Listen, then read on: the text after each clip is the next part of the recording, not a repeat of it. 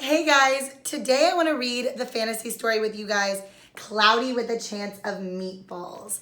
And this book is written by Judy Barrett and it's published by Macmillan Publishing Company. And so in this story, you're going to be looking closely for some of those elements of a fantasy story that we already talked about. And I think you guys are going to really like this.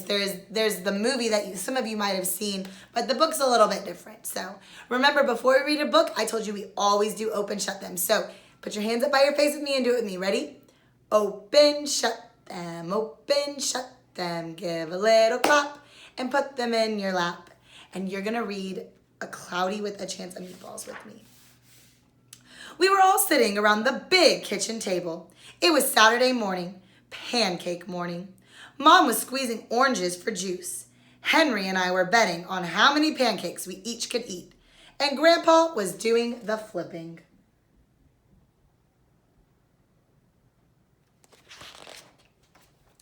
Seconds later, something flew through the air, headed toward the kitchen ceiling, and landed right on Henry. After we realized that the flying object was only a pancake, we all laughed, even Grandpa. Breakfast continued quite uneventfully. All the other pancakes landed in the pan, and all of them were eaten, even the one that landed on Henry.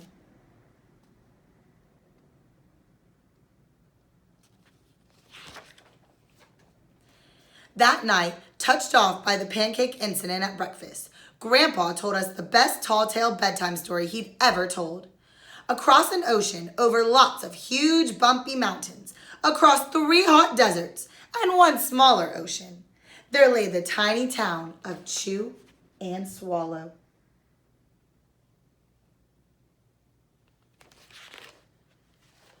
In most ways, it was very much like any other tiny town. It had a main street lined with stores, houses with trees and gardens around them, a schoolhouse, about 300 people, and some assorted cats and dogs.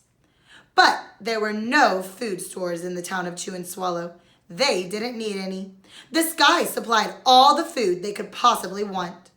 The only thing that was really different about Chew and Swallow was its weather. It came 3 times a day, at breakfast, lunch, and dinner. Everything that everyone ate came from the sky.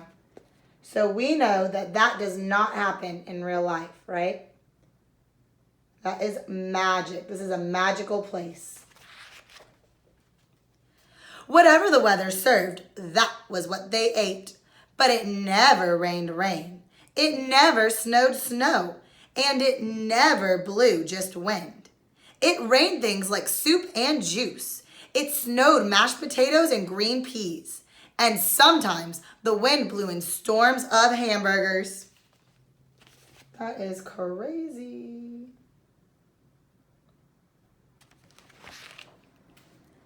The people could watch the weather report on television in the morning, and they would even hear a prediction for the next day's food.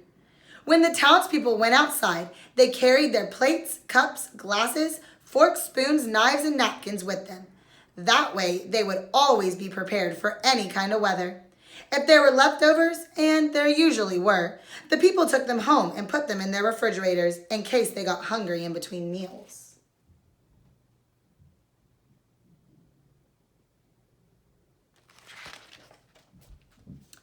The menu varied.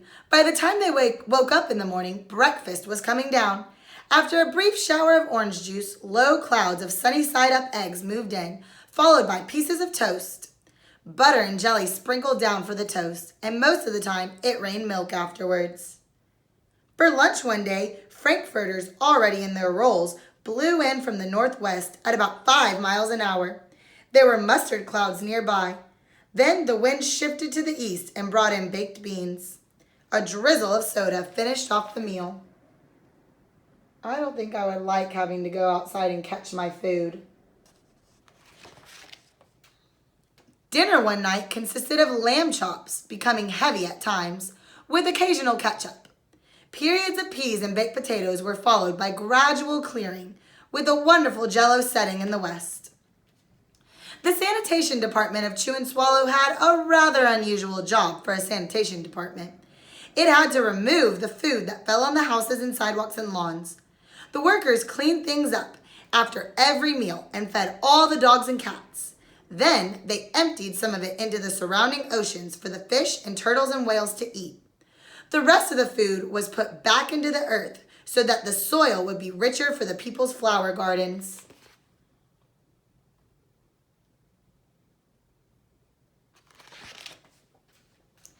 Life for the townspeople was delicious until the weather took a turn for the worse. Spaghetti ties up town. One day there was nothing but gorgonzola cheese all day long. The next day there was only broccoli, all overcooked.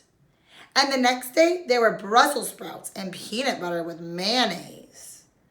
Another day there was a pea soup fog.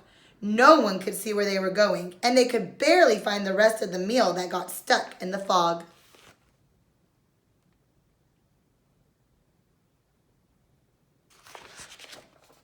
Does not sound good. The food was getting larger and larger, and so were the portions. The people were getting frightened. Violent storms blew up frequently. Awful things were happening. One Tuesday, there was a hurricane of bread and rolls. All day long and into the night, there were soft rolls and hard rolls, some with seeds and some without.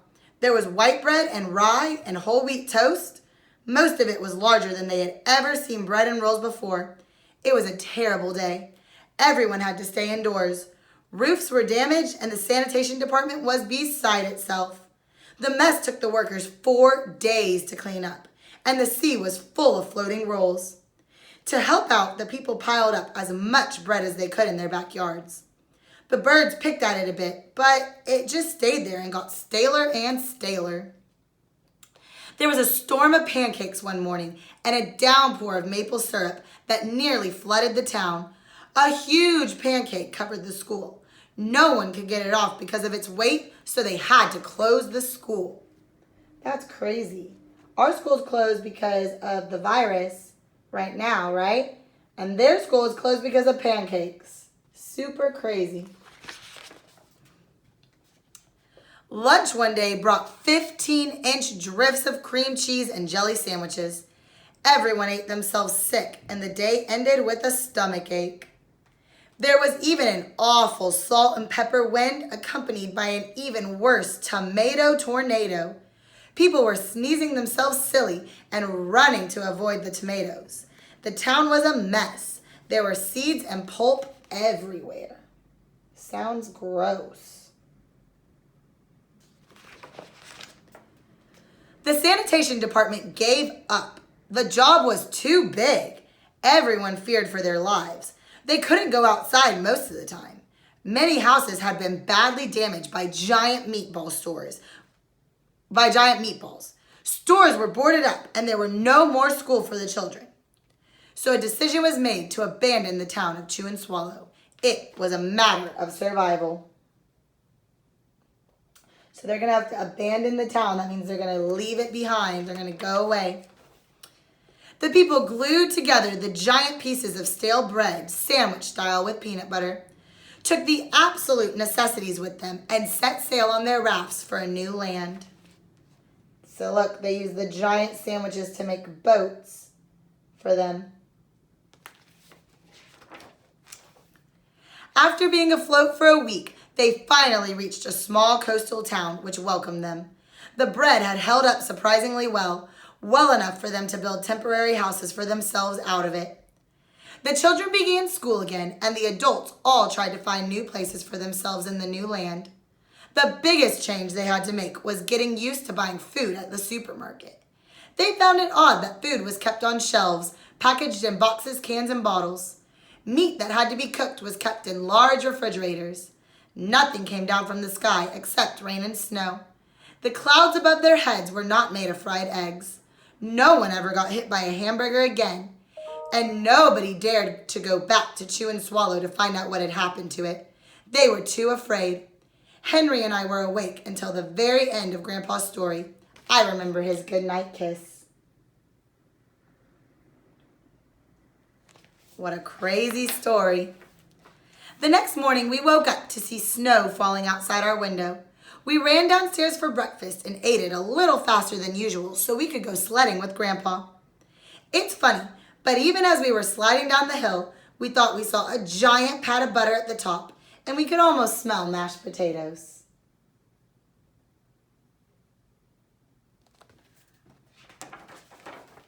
The end.